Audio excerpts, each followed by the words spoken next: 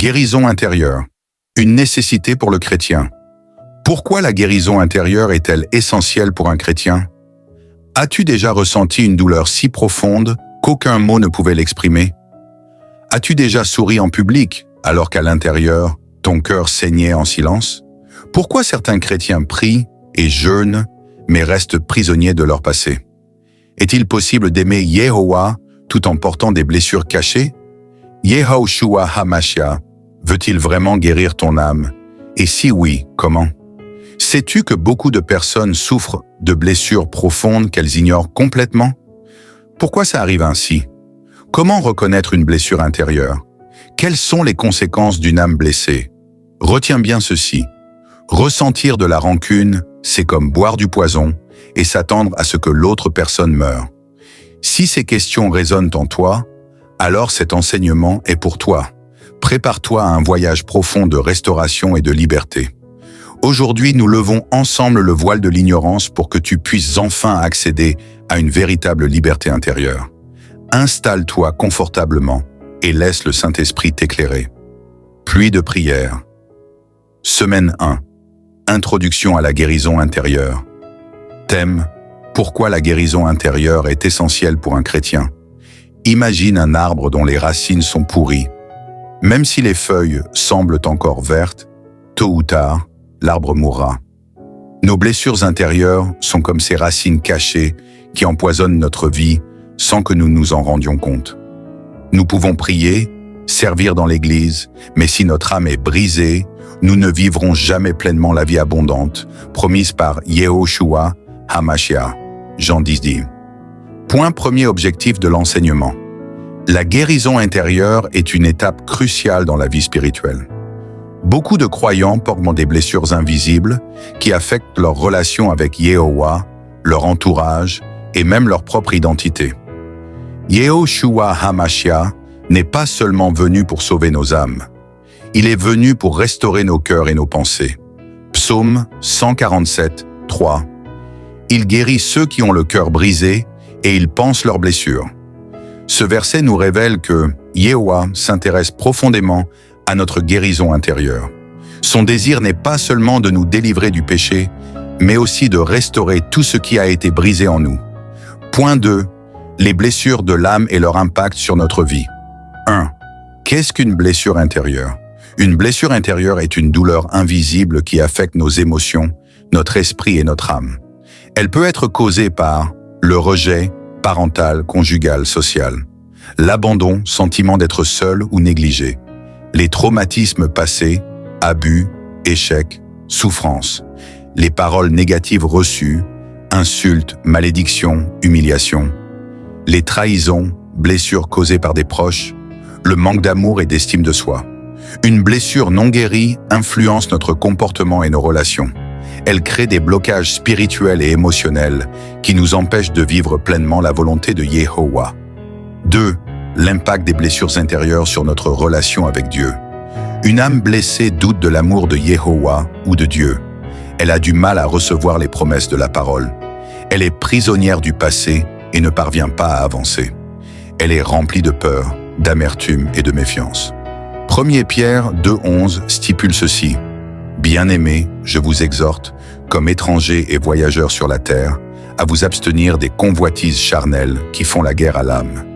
Les blessures non guéries deviennent des portes ouvertes pour l'ennemi, nous empêchant de grandir spirituellement. 3. L'impact des blessures intérieures sur nos relations humaines. La trahison crée une méfiance excessive. Le rejet engendre l'insécurité émotionnelle. Une personne blessée intérieurement a souvent du mal à aimer et à être aimée. Sans guérison intérieure, nos vies spirituelles et relationnelles sont paralysées. Point 3. L'appel de Yehowa à la guérison. Yehowa s'est toujours révélé comme un Dieu qui guérit, non seulement physiquement, mais aussi intérieurement. Ésaïe 61, 1. L'esprit de Yehowa est sur moi. Il m'a envoyé pour guérir ceux qui ont le cœur brisé. Luc 4, 18. L'esprit du Seigneur est sur moi. Il m'a envoyé pour proclamer la délivrance aux captifs.